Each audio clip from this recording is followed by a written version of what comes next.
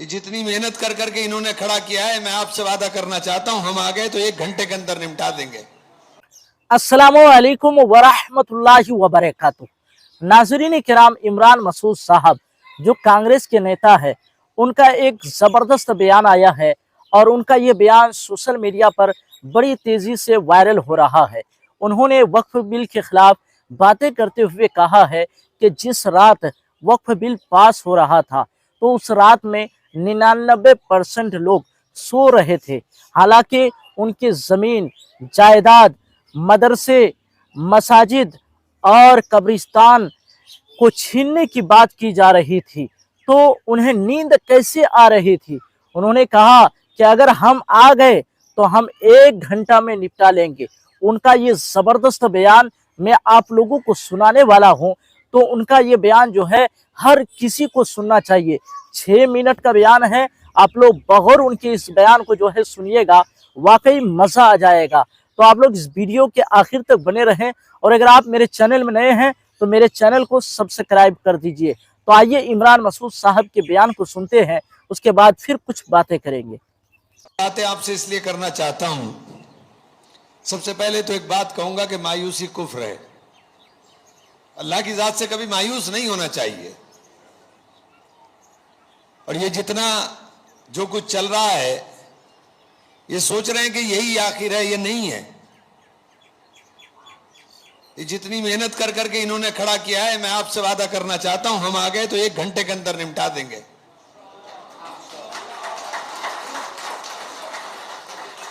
और ये बहुत जिम्मेदारी के साथ आपसे कह रहा हूं, चूंकि ये लड़ाई मुसलमानों की नहीं है। ये लड़ाई मुसलमानों की नहीं है कि सिर्फ मुसलमानों की लड़ाई है। ये लड़ाई इस मुल्क के दस्तूर को और इस मुल्क के आइन को बचाने की लड़ाई है। ये लड़ाई उस संविधान की है जो बाबा साहब भीमराव अंबेडकर ने बनाने का काम किया, जिसमें सबको मजहबी आजादी देने का काम किया, जिसमें राइट टू इक्वलिटी की बात की, जिसमें सबको बराबर अधिकार देने का काम किया। ये उसके ऊपर चोट है। हम सुप्रीम कोर्ट जा रहे हैं सब लोग, और मुझे उम्मीद है इंशाअल्लाह कि सुप्रीम कोर्ट इन तमाम चीजों को देखने का काम करेंगे। हमने जेपीसी के अंदर भी तमाम बातें रखी, लेकिन एक बात आपसे करना चाहता हूं, मुसलमानों, आपसे कहना चाहता हूं कि तुम्हारी लड़ाई लड़ने के लिए हिंदू भाई सामने खड़ा हुआ है, डट करके लड़ाई लड़ने को तैयार है। पार्लियामेंट में सिर्फ 24 मुसलमान मेंबर थे, लेकिन वोट मिला 232 इस वोट की मुखालफत के अंदर। यह हिंदुस्तान है। 24 मेंबर पार्लियामेंट के बदौलत हम कुछ नहीं कर सकते थे, लेकिन 232 वोट मिले और तमाम पार्टियों के नेता वहां मुस्तकिल मौजूद रहे। 3 बजे तक पार्लियामेंट चल रही थी, लेकिन आप में से 90% लोग सो रहे थे। आपके ऊपर बुलडोजर चल रहा था और आपको नींद कैसे आ रही थी मुझे समझ में नहीं आता। आज ये नैरेटिव पूरे माशरे के अंदर बनाया जा रहा है कि वक्फ बोर्ड तो चोर था, वक्फ बोर्ड ने तो कुछ नहीं किया, हमारा तो भला नहीं किया, हम क्यों लड़े इसके लिए। अरे क्या नैरेटिव बन रहा है?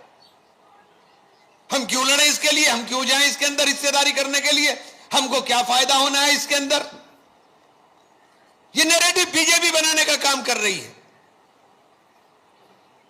बीजेपी इसलिए नैरेटिव बनाना चाहती है कि उसके जायदादों के ऊपर हमारी नजर है।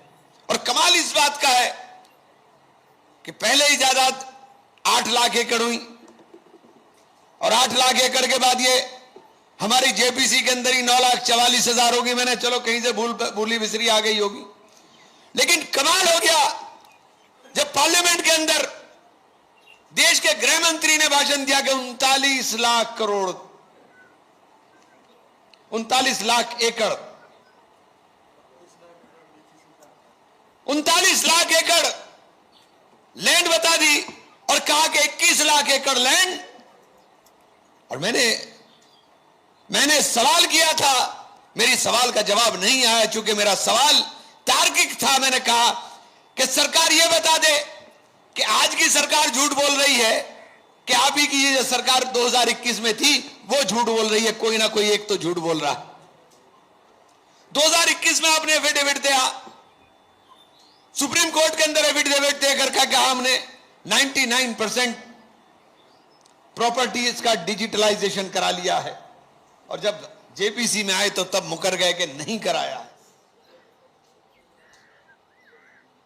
किरेन रिजिजू साहब ने पार्लियामेंट में कहा कि ये 4.5 लाख जायदादें अचानक 8 लाख जायदाद के अंदर तब्दील हो गई।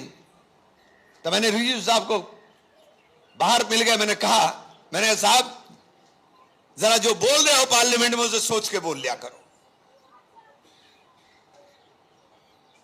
आपने क्या किया वामसी पोर्टल में? वामसी पोर्टल में एक प्रॉपर्टी को दर्ज करने की ठेके का काम दिया गया। एक प्रॉपर्टी के ऊपर उसको पैसा मिलता था। वो गया कब्रिस्तान के अंदर, कब्रिस्तान में देखी कब्र, एक प्रॉपर्टी कब्र, कब्रिस्तान में देखी वजूगा, दूसरी प्रॉपर्टी वजूगा, कब्रिस्तान के अंदर देखी नमाज पढ़ने का चबूतरा, तीसरी प्रॉपर्टी चबूतरा, और कहीं छोटी सी मस्जिद दिखाई दी तो चौथी प्रॉपर्टी मस्जिद बना दी। एक ही प्रॉपर्टी की 4-4 प्रॉपर्टी बना दी। और ये जो बात मैंने आपसे कही है कि जो बार बार हमारे बीच में पसमानदा और गरीब और महिलाओं की बात की जा रही है, मैं बड़ी जिम्मेदारी के साथ एक बात कहना चाहता हूं कि पहले पढ़ना सीखिए, उस बिल को पढ़िए। उस बिल के अंदर अगर एक जगह पसमानदा हो, एक जगह महिला हो, एक जगह बच्चों का जिक्र हो, एक जगह यतीमों का, मिस्कीनों का, उनके फलाह की, उनकी बहबूदी की बात की गई हो, तो मैं सियासत से बरस्तार हो जाऊंगा। एक लफ्ज कहीं नहीं है। मैंने पार्लियामेंट में कहा कि जब प्रधानमंत्री कहते थे कि मुसलमान के हाथ में एक हाथ में कुरान और एक हाथ के अंदर कंप्यूटर हो, तो हमारा भी सीना फख्र से चौड़ा हुआ था कि देश के प्रधानमंत्री के दिल में यह ख्याल आया है। लेकिन मदरसे पर बुलडोजर चलेगा और बच्चों की स्कॉलरशिप के ऊपर चाकू चलेगा। ना बच्चों को कंप्यूटर देना चाहते हो, ना बच्चों को मदरसों के अंदर पढ़ने देना चाहते हो। उत्तर प्रदेश के अंदर 2016 से मदरसों के रजिस्ट्रेशन पर रोक है, और जो रजिस्टर्ड नहीं है वो अवैध है। और लगातार मध्य प्रदेश, उत्तर प्रदेश और उत्तराखंड के अंदर मदरसों को तोड़ा जा रहा है। आप कह रहे हो कि हमारे साथ क्या होगा? मदरसों के अंदर किसका बच्चा पढ़ता है? मदरसों में इमरान मसूद का बच्चा या सैयद साहब का बच्चा नहीं पढ़ रहा है। मदरसों में यतीम और मिस्कीन बच्चे पढ़ते हैं जो बेचारे घर से पढ़ नहीं पाते थे। उन गरीब बच्चों की पढ़ाई मदरसे उठाने का काम करते हैं। इन मदरसों के ऊपर ताला लगा करके आपके बच्चों की तालीम को, आपके बच्चों के मुस्तकबिल के ऊपर। नाज़रीन किराम, तो आप लोगों ने इमरान मसूद साहब के पूरे बयान को सुन लिया। आप लोग बखूबी जानते हैं कि वक्फ बिल पास हो गया है और अब कानून भी बन गया है, लेकिन हमारे मुस्लिम बड़े बड़े नेता और उलमाए किराम और अपोजिशन पार्टी के बड़े बड़े नेताओं ने सुप्रीम कोर्ट में वक्फ बिल के खिलाफ याचिका दायर की है, और उन याचिकाओं की सुप्रीम कोर्ट में सुनवाई भी जो है होनी है।